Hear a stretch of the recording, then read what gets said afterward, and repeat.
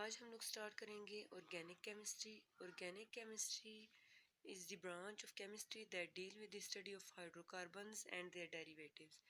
यानी ये केमिस्ट्री की वो ब्रांच है जिसमें हम लोग हाइड्रोकार्बन्स की और हाइड्रोकार्बन के डेरिवेटिव्स की स्टडी करेंगे। डेरिवेटिव्स जो हाइड्रोकार्बन्स के होते हैं हमारे पास, जिसमें प्रोटीन्स, लिपिड्स, वाइटामिन्स, कार्बोहाइड्रेट्स, उसके अलावा एल्डिहाइड्स, कीटोन्स, ये सारी चीज़ें आ जाती हैं। नेक्स्ट हमारे पास आ जाता है कि हम लोग देखेंगे हाइड्रोकार्बन्स एक्चुअली हैं क्या। हाइड्रोकार्बन्स एक्चुअली कार्बन और हाइड्रोजन के कंपाउंड्स हैं। जिस तरह ये कंपाउंड है जो कार्बन और ये हाइड्रोजन के मिलने से बना है, ये हाइड्रोकार्बन है। हाइड्रोकार्बन की एग्जांपल्स में हमारे पास आ जाता है petrol, kerosene oil, gas oil, ये सारी चीज़ें जो होती हैं ये हाइड्रोकार्बन्स होते हैं। तो केमिस्ट्री की ब्रांच जिसमें हाइड्रोकार्बन्स की स्टडी की जाती है, उसके अलावा हाइड्रोकार्बन्स के डेरिवेटिव्स की स्टडी की जाती है, उसको कहते हैं ऑर्गेनिक केमिस्ट्री। अब हम लोग देखेंगे कि डेरिवेटिव्स ऑफ हाइड्रोकार्बन्स क्या है। डेरिवेटिव्स ऑफ हाइड्रोकार्बन्स एक्चुअली हमारे पास क्या है कि अगर हम लोग कोई भी एक हाइड्रोकार्बन लेते हैं, यानी कार्बन और हाइड्रोजन का कंपाउंड लेते हैं और उसमें से हाइड्रोजन को रिप्लेस कर देते हैं किसी भी हेटेरो एटम से, ये आपके पास हेलोजन भी हो सकता है, ऑक्सीजन, नाइट्रोजन, कोई भी हेटेरो एटम या ग्रुप ऑफ हेटेरो एटम हो सकता है। तो उससे हम लोग जब रिप्लेस कर देते हैं हाइड्रोजन को तो उसको कह देते हैं डेरिवेटिव ऑफ हाइड्रोकार्बन। अब अगर हम लोग फर्स्ट एग्जांपल देखें क्लोरोमीथेन की, तो इसमें हम लोगों ने एक हाइड्रोजन को रिप्लेस किया है एक क्लोरीन एटम से। सेकंड अगर देखें तो हम लोगों ने दो हाइड्रोजन रिमूव कर दिए हैं और इसकी जगह क्या लगाया है, डबल बॉन्ड ऑक्सीजन, तो हमारे पास ये बन गया एल्डिहाइड। तो ये बात ज़रूरी नहीं है कि हम लोग सिर्फ और सिर्फ एक ही हाइड्रोजन को रिप्लेस करते हैं किसी भी हेटेरो एटम से, बल्कि इसमें हम लोग एक से ज़्यादा हाइड्रोजन को भी रिप्लेस कर सकते हैं हेटेरो एटम से। अगर आप नेक्स्ट एग्जांपल देखें तो ये आपके पास अमाइनो एसिड दिखाया हुआ है, जिसमें हम लोगों ने क्या किया है कि चारों के चारों हाइड्रोजन को रिप्लेस कर दिया है हेटेरो एटम से, एक तरफ अल्काइल लगा दिया है, नेक्स्ट हम लोगों ने अमाइनो ग्रुप अटैच कर दिया है, हाइड्रोजन अटैच कर दिया, हाइड्रोजन अपनी जगह पे है, नेक्स्ट हम लोगों ने उसकी जगह थर्ड जो साइड है उसको रिप्लेस कर दिया है कार्बोक्सिल ग्रुप से, थर्ड हाइड्रोजन को रिप्लेस कर दिया है कार्बोक्सिल ग्रुप से। नेक्स्ट हम लोग देखते हैं कि नेक्स्ट हमारे पास आ जाती हैं limitations of organic chemistry. Organic chemistry की लिमिटेशंस ये हैं कि हमारे पास कुछ ऑर्गेनिक कंपाउंड्स हैं, जिस तरह के कार्बन के कंपाउंड्स हैं उनमें कार्बन तो मौजूद है उन कंपाउंड्स में, but in spite of this वो कंपाउंड्स ऑर्गेनिक इन नेचर नहीं है।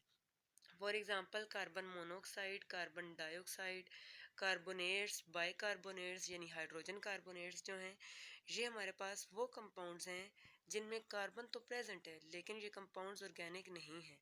क्यों नहीं है? बिकॉज इनकी प्रॉपर्टीज़ जो हैं वो ऑर्गेनिक कंपाउंड से टोटली डिफरेंट है। इनकी प्रॉपर्टीज़ ऑर्गेनिक कंपाउंड से टोटली डिफरेंट है, दैट्स वाई ये कंपाउंड ऑर्गेनिक नहीं है। नेक्स्ट हमारे पास आ जाता है history of organic chemistry.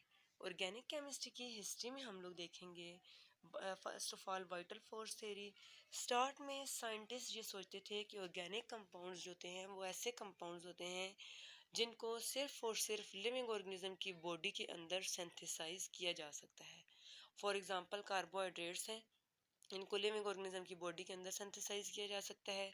Proteins हैं, लिपिड्स हैं, वाइटामिन्स हैं, यानी वो सारे के सारे ऑर्गेनिक कंपाउंड्स हमेशा सिर्फ और सिर्फ वो कंपाउंड्स होते हैं जिनको लिविंग ऑर्गेनिज्म की बॉडी के अंदर सिंथेसाइज किया जा सकता है। इनको कभी भी हम लोग लैब में सिंथेसाइज नहीं कर सकते और इन कंपाउंड्स को साइंटिस्ट क्या कहते थे, ऑर्गेनिक कंपाउंड्स।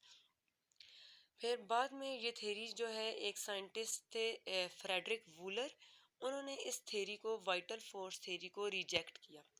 कैसे रिजेक्ट किया उन्होंने? उन्होंने फर्स्ट ऑर्गेनिक कंपाउंड यानी यूरिया सिंथेसाइज किया अमोनियम साइनेट से। अमोनियम साइनेट एक इनऑर्गेनिक कंपाउंड है और उसको जब इन्होंने हीट किया, फ्रेडरिक वुलर ने हीट किया, तो उसने देखा कि इससे यूरिया बन गया। तो यूरिया एक ऑर्गेनिक कंपाउंड है। फर्स्ट ऑर्गेनिक कंपाउंड जो लैब में सिंथेसाइज किया गया था वो यूरिया था, जो कि फ्रेडरिक वुलर ने सिंथेसाइज किया था अमोनियम साइनेट से। इस तरह से वाइटल फोर्स थ्योरी जो है वो रिजेक्ट हो गई। नेक्स्ट हमारे पास हम लोग का नेक्स्ट टॉपिक जो आ जाता है ये क्या है, फीचर्स ऑफ ऑर्गेनिक कंपाउंड्स। हम लोग देखेंगे ऑर्गेनिक कंपाउंड के कुछ फीचर्स। सबसे पहले हम लोग देखेंगे पेक्यूलर नेचर ऑफ कार्बन, यानी कार्बन की नेचर किस तरह से डिफरेंट है। तो कार्बन जो होता है एक्चुअली इसके अंदर एक प्रॉपर्टी है इसकी, कैटिनेशन, जो कि बाकी एलिमेंट्स जो हैं पीरियोडिक टेबल की उनके अंदर नहीं है। कैटिनेशन का मतलब क्या होता है, catenation actually self linking ability of carbon atom with other carbon atom, यानी कार्बन एटम दूसरे कार्बन एटम के साथ मिलते हैं और लॉन्ग चेन्स बनाते हैं, अंडरस्टैंड। तो इस एबिलिटी को कहते हैं कैटिनेशन। सेकंड, कार्बन जो होता है ये लॉन्ग चेन्स बनाता है और स्टेबल इसकी चेन्स होती हैं। उसके अलावा ये रिंग कंपाउंड्स भी बनाता है, जबकि जितनी लॉन्ग चेन्स कार्बन से या जिस तरह के रिंग्स कार्बन से बन सकते हैं और स्टेबल हैं, इस तरह से बाकी एलिमेंट्स के रिंग्स स्टेबल नहीं है। तो ये ऑर्गेनिक कंपाउंड का एक फीचर है। नेक्स्ट हमारे पास आ जाता है some features of organic compounds में थर्ड पॉइंट जो है हमारे पास, कार्बन जो होता है ये सिंगल बॉन्ड भी बनाता है, कार्बन मल्टीपल बॉन्ड। अच्छा, कार्बन जो होता है ये सिंगल स्टेबल बॉन्ड भी बनाता है, कार्बन मल्टीपल बॉन्ड भी बनाता है, यानी उसका सिंगल बॉन्ड भी स्टेबल होता है, उसके मल्टीपल बॉन्ड यानी कि डबल और ट्रिपल बॉन्ड भी स्टेबल होते हैं। Carbon single bond, double bond और ट्रिपल बॉन्ड कार्बन के साथ भी बना सकता है और किसी भी दूसरे hetero atom, for example oxygen, nitrogen, sulphur etcetera के साथ भी बना सकता है। जिस तरह कि आप ये एग्जांपल देखें तो उसमें कार्बन जो होता है उसने कार्बन जो है उसने ट्रिपल बॉन्ड बनाया हुआ है नाइट्रोजन के साथ। यहाँ पे कार्बन ने डबल बॉन्ड बनाया, सॉरी नाइट्रोजन ने डबल बॉन्ड ऑक्सीजन के साथ और कार्बन ने सिंगल बॉन्ड नाइट्रोजन के साथ बनाया हुआ है। तो यही रीज़न है, मतलब इन तीनों रीजंस की वजह से आप कंक्लूड कर सकते हैं कि कार्बन जो होता है ये वेरियस साइज, शेप और स्ट्रक्चर के ऑर्गेनिक कंपाउंड्स बनाता है। नेक्स्ट हमारे पास आ जाता है सेकंड फीचर जो ऑर्गेनिक कंपाउंड का है, वो non ionic nature of organic compound. Organic compound actually covalent nature के होते हैं, यानी इनमें जो बॉन्ड होता है, जो बॉन्ड फॉर्म हुआ होता है, ये शेयरिंग ऑफ इलेक्ट्रॉन पेयर से फॉर्म होता है। तो कार्बन के जो कंपाउंड्स होते हैं वो ऑर्गेनिक कंपाउंड्स जो होते हैं वो आयनिक नहीं होते, बल्कि वो कोवलेंट कंपाउंड होते हैं। कोवलेंट बॉन्ड उनके अंदर कोवलेंट बॉन्ड प्रेजेंट होता है। कोवलेंट बॉन्ड कैसे बनता है, कोवलेंट बॉन्ड बनता है म्यूचुअल शेयरिंग ऑफ इलेक्ट्रॉन्स से। यहाँ पे अगर आप देखें तो इसमें हमारे पास हाइड्रोजन और कार्बन के दरमियान कोवलेंट बॉन्ड है जो कि इलेक्ट्रॉन पेयर के शेयर होने से फॉर्म हुआ है। इसी तरह से डबल बॉन्ड हमारे पास कार्बन डबल बॉन्ड ऑक्सीजन हमारे पास बनता है जब हमारे पास टू इलेक्ट्रॉन पेयर्स शेयर होते हैं कार्बन और ऑक्सीजन के दरमियान। नेक्स्ट हमारे पास आ जाता है जो थर्ड फीचर है ऑर्गेनिक कंपाउंड का, वो सिमिलरिटी इन बिहेवियर। तो ऑर्गेनिक कंपाउंड्स जो होते हैं इनको इनके बिहेवियर में बहुत ज़्यादा सिमिलरिटी होती है। यही वजह है कि इनको क्लासीफाई किया जाता है डिफरेंट क्लासेस में। फॉर एग्जांपल एल्डिहाइड की क्लास है, कार्बोक्सिलिक एसिड की क्लास है, अल्कोहल, ईथर, एस्टर एटसेट्रा की क्लास होती है। एक्चुअली इन क्लासेस में हमारे पास होमोलोगस सीरीज होती हैं। होमोलोगस सीरीज का क्या मतलब है कि हमारे पास दो एडजेसेंट मेंबर एक दूसरे से CH2 ग्रुप, CH2 यूनिट की वजह से डिफरेंट होते हैं। फॉर एग्जांपल अगर आप देखें तो ये हमारे पास अल्कोहल्स की आपको कुछ एग्जांपल्स दिखाई हुई हैं। सबसे पहले आपके पास मिथाइल अल्कोहल है जिसमें आपके पास CH3OH है। नेक्स्ट आपके पास इथाइल अल्कोहल है जिसमें CH3CH2OH है। अब अगर आप फर्स्ट और सेकंड एग्जांपल देखें तो सेकंड एग्जांपल फर्स्ट एग्जांपल से इस तरह से डिफरेंट है कि यहाँ पे एक CH2 ग्रुप एक्स्ट्रा है। थर्ड एग्जांपल देखें जो सेकंड एग्जांपल से किस तरह से डिफरेंट है कि इसमें भी एक CH2 ग्रुप एक्स्ट्रा आ जाता है। नेक्स्ट एग्जांपल देखें तो थर्ड एग्जांपल से फोर्थ एग्जांपल इस तरह से डिफरेंट है कि इसमें भी एक CH2 ग्रुप एक्स्ट्रा है। तो एक्चुअली हमारे पास homologous series of organic compounds होते हैं जिनमें एडजेसेंट मेंबर यानी एक दूसरे के साथ वाले मेंबर्स CH2 यूनिट से की वजह से एक दूसरे से डिफर करते हैं। तो हमारे पास इस तरह से एल्डिहाइड्स में भी बेसिक फंक्शनल ग्रुप सेम रहता है, लेकिन जैसे जैसे मैथनॉल, एथनॉल, ब्यूटानॉल, प्रोपानॉल, पेंटानॉल सारा हम लोग देखते हैं तो हर एडजेसेंट मेंबर अपने साथ वाले मेंबर से किस तरह से डिफर करता है कि उसमें एक CH2 ग्रुप एक्स्ट्रा होता है। नेक्स्ट आपके पास आ जाता है नेक्स्ट फीचर ऑर्गेनिक कंपाउंड का है complexity of organic compounds. Organic compound actually बहुत ज़्यादा कॉम्प्लेक्स नेचर के होते हैं। फॉर एग्जांपल अगर आप प्रोटीन की नेचर देखें, कार्बोहाइड्रेट्स देखें, इनका स्ट्रक्चर देखें, लिपिड्स, ये आपके पास एक जो स्ट्रक्चर दिखाया हुआ है ये लिपिड का स्ट्रक्चर है। ये जो स्ट्रक्चर है ये लिपिड्स का स्ट्रक्चर है। लिपिड का स्ट्रक्चर देखें तो ये भी कितना कॉम्प्लेक्स है। न्यूक्लिक एसिड यानी डीएनए और आरएनए के जो स्ट्रक्चर्स होते हैं ये भी बहुत कॉम्प्लेक्स होते हैं। तो ओवरऑल हम कह सकते हैं कि ऑर्गेनिक कंपाउंड्स जो होते हैं ये बहुत ज़्यादा कॉम्प्लेक्स नेचर के होते हैं। नेक्स्ट फीचर आपके पास ऑर्गेनिक कंपाउंड्स का आ जाता है। नेक्स्ट फीचर हमारे पास जो ऑर्गेनिक कंपाउंड्स का है ये है आइसोमेरिज्म। यानी ऑर्गेनिक कंपाउंड्स होते हैं इनके बहुत ज़्यादा आइसोमर्स पाए जाते हैं। एक्चुअली आइसोमर्स होते क्या है? आइसो वर्ड आइसो का मीनिंग होता है सेम और मर मीन फॉर्म। तो ऐसे कंपाउंड्स जिनका मॉलिक्यूलर फार्मूला सेम होता है लेकिन इनकी फॉर्म्स यानी इनका स्ट्रक्चरल फार्मूला डिफरेंट होता है उसको हम लोग कहते हैं आइसोमर। फॉर एग्जांपल एक ऑर्गेनिक कंपाउंड है ब्यूटेन। ब्यूटेन में अगर आप देखें तो हमारे पास क्या है कि जब सब के सब कार्बन एटम एक स्ट्रेट चेन में अटैच हैं तो उसे हम लोग कहते हैं एन ब्यूटेन। लेकिन अगर एक कार्बन को हम लोग अटैच कर दें सेंट्रल कार्बन एटम के साथ यानी चेन को ख़त्म करके उसको ब्रांच में अटैच कर देते हैं तो ये हमारे पास जो होता है ये इसका आइसोमर बन जाता है। अब यहाँ पे तो ब्यूटेन के केस में हमारे पास जस्ट 2 पॉसिबिलिटीज़ हैं। उसके अलावा कोई पॉसिबिलिटी नहीं है कि हम लोग कार्बन को किसी और जगह पे अटैच कर सकें।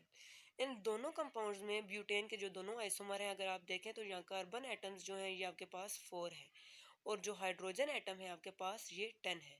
अगर आप दोनों में काउंट करें तो हमारे पास कार्बन एटम 4 और हाइड्रोजन एटम 10 है। नेक्स्ट हमारे पास पेंटेन के आइसोमर्स दिखाए हुए हैं। पेंटेन के आइसोमर में फर्स्ट जो आइसोमर है उसमें 5 कार्बन एटम्स अटैच हैं स्ट्रेट चेन में। नेक्स्ट एक कार्बन एटम को रिमूव करते हैं और उसको सेकंड कार्बन एटम के साथ अटैच कर देते हैं यानी एक ब्रांच बना देते हैं। थर्ड आपके पास कार्बन एटम की 2 ब्रांचेस आ जाती हैं यानी कि 2 कार्बन एटम्स को रिमूव करते हैं और सेंट्रल कार्बन एटम के साथ अटैच करके उसको ब्रांच में अटैच कर देते हैं। तो ये हमारे पास इसके आइसोमर्स बन जाते हैं पेंटेन के। तो ओवरऑल जो बेसिकली हम लोग डिस्कस कर रहे हैं वो ये है कि ऑर्गेनिक कंपाउंड्स जो होते हैं ये इनके बहुत ज़्यादा आइसोमर्स होते हैं जिसकी वजह से बहुत ज़्यादा वैरायटी ऑफ ऑर्गेनिक कंपाउंड हमारे इर्द गिर्द एग्जिस्ट करते हैं। कि अगर हम लोग देखें तो मोलिकुलर फार्मूला और सब्सटेंस का सेम होता है। जिस तरह ग्लूकोज और फ्रुक्टोज का देखें उनका फार्मूला दोनों दोनों का C6H12O6 है लेकिन उनका स्ट्रक्चर एक दूसरे से टोटली डिफरेंट है। तो ऑर्गेनिक कंपाउंड्स की बहुत ज़्यादा वैरायटी हमारे इर्द गिर्द एग्जिस्ट करती है। उसकी रीज़न क्या है कि ऑर्गेनिक कंपाउंड्स के बहुत ज़्यादा आइसोमर्स होते हैं। ऑर्गेनिक कंपाउंड आइसोमर फॉर्म करते हैं। नेक्स्ट हमारे पास फीचर जो आ जाता है वो रेट ऑफ केमिकल रिएक्शन आ जाता है। तो ऑर्गेनिक कंपाउंड्स के rate of chemical reaction actually slow होते हैं। इनके रेट ऑफ केमिकल रिएक्शंस के स्लो होने की जो बेसिक रीज़न है वो ये है कि इनके अंदर कोवलेंट बॉन्ड होता है और ये मॉलिक्यूलर नेचर में एग्जिस्ट करते हैं। यानी कि इनके अंदर आयनिक बॉन्ड नहीं होता। एक्चुअली जो कोवलेंट बॉन्ड होता है जब ये इसका ऐसे कंपाउंड जिनके अंदर कोवलेंट बॉन्ड होता है जब उनका रिएक्शन होता है तो पहले हमारे पास ओल्ड बॉन्ड्स जिसके अंदर पाए जाते हैं वो ब्रेक होते हैं फिर न्यू बॉन्ड फॉर्म होते हैं। लेकिन जो आयनिक कंपाउंड्स होते हैं उनमें सिर्फ ऑपोजिट चार्ज आयन के दरमियान इलेक्ट्रोस्टैटिक फोर्सेस ऑफ अट्रैक्शन होती हैं। तो जिधर अट्रैक्शन ज़्यादा होती हैं आयन ऑटोमेटिकली फ़ौरन से मूव करके उधर जाता है। तो इसलिए आयनिक कंपाउंड के रेट ऑफ केमिकल रिएक्शंस जो होते हैं ये फास्ट होते हैं। लेकिन क्योंकि हमारे पास ऑर्गेनिक कंपाउंड्स जो होते हैं ये कोवलेंट इन नेचर होते हैं दैट्स वाई इनका केमिकल रिएक्शन का जो रेट होता है वो स्लो होता है। और मोलिक्यूलर नेचर का मतलब ये है कि ये मोलिक्यूल्स के फॉर्म में एग्जिस्ट करते हैं यानी इनके अंदर जब आयनिक ऐसा कंपाउंड जिसके अंदर आयनिक बॉन्ड होता है वो मोलिक्यूल की फॉर्म में एग्जिस्ट करता है वो आयन की फॉर्म में एग्जिस्ट नहीं करता। जो आयन की फॉर्म ऐसे कंपाउंड जिनके अंदर आयनिक बॉन्ड होते हैं उनको फार्मूला यूनिट्स कहते हैं और ये फार्मूला यूनिट्स की फॉर्म में एग्जिस्ट नहीं करते बल्कि ये किस फॉर्म में एग्जिस्ट करते हैं ये मॉलिक्यूल की फॉर्म में एग्जिस्ट करते हैं। इनके अंदर आयनिक बॉन्ड कोवलेंट बॉन्ड होता है। नेक्स्ट हमारे पास आ जाता है जो नेक्स्ट फीचर हमारे पास ऑर्गेनिक कंपाउंड का है वो ये है इनकी सोल्युबिलिटी। तो ऑर्गेनिक कंपाउंड्स जो होते हैं ये वाटर के अंदर सोलेबल नहीं होते और ये organic solvent for example ether for example benzene और कार्बन टेट्राक्लोराइड क्लोरोफॉर्म एक्सेट्रा के अंदर जो होते हैं ये सोलेबल होते हैं। अब यहाँ पे हमारे पास 2 पॉसिबिलिटीज आ जाती हैं। कुछ होते हैं हमारे पास पोलर ऑर्गेनिक कंपाउंड और कुछ होते हैं नॉन पोलर ऑर्गेनिक कंपाउंड। तो पोलर ऑर्गेनिक कंपाउंड्स जो होते हैं ये पोलर सॉल्वेंट में, और नॉन पोलर ऑर्गेनिक कंपाउंड्स जो होते हैं ये नॉन पोलर सॉल्वेंट में सोलेबल होते हैं। तो क्योंकि इनमें सी एच बॉन्ड होता है और सी एच बॉन्ड तो नॉन पोलर है, तो अगर इनमें कोई ऐसा बॉन्ड आ जाता है जिस तरह के अल्कोहल में देखा जाए, फॉर एग्जांपल अगर आप मैथनॉल देखें तो मैथनॉल में C H three O H है। यहाँ सी एच थ्री जो पार्ट है इसका ये नॉन पोलर है, ओ एच पोलर है। तो क्योंकि यहाँ पे ओ एच यानी पोलर पार्ट भी है तो ये तो वाटर में सोलेबल हो सकता है। लेकिन अगर हमारे पास लॉन्ग चेन आ जाती है यानी C H two C H two and so on, long chain चलती है और उसके बाद कोई ऐसा फंक्शनल ग्रुप में बॉन्ड आ भी जाता है कि जो पोलर हो, लेकिन ऑर्गेनिक कंपाउंड जो होगा वो सोलेबल नहीं होगा वाटर के अंदर। क्यों नहीं सोलेबल होगा? क्योंकि उसके अंदर जो लॉन्ग चेन होगी वो तो पूरी की पूरी नॉन पोलर है। अगर थोड़ा सा पार्ट पोलर भी है लेकिन उसकी एफिनिटी वाटर के साथ कम होगी, यानी वाटर पोलर इन नेचर है, तो आपको ये बात पता है कि सोलिबिलिटी का प्रिंसिपल है लाइक डिजोल्व लाइक, यानी पोलर सब्सटेंस पोलर में डिजोल्व हो सकते हैं और non polar substance non polar में डिजोल्व हो सकते हैं। तो हमारे पास अगर organic compound polar in nature है तो वो polar substance polar solvent for example ethanol के सेक्टर के अंदर सोलेबल हो सकता है। लेकिन अगर ऑर्गेनिक कंपाउंड जो है वो नॉन पोलर नेचर का है तो फिर वो नॉन पोलर सॉल्वेंट के अंदर ही सोलेबल होगा। फॉर एग्जांपल एसीटोन वगैरह जो है ये ईथर के अंदर सोलेबल होते हैं। नेक्स्ट आपके पास हमारे पास ये टॉपिक एंड हो गया है। अब अगर आपको कोई कंफ्यूजन इस टॉपिक में हो तो आप कमेंट में पूछ सकते हैं। Thank you very much.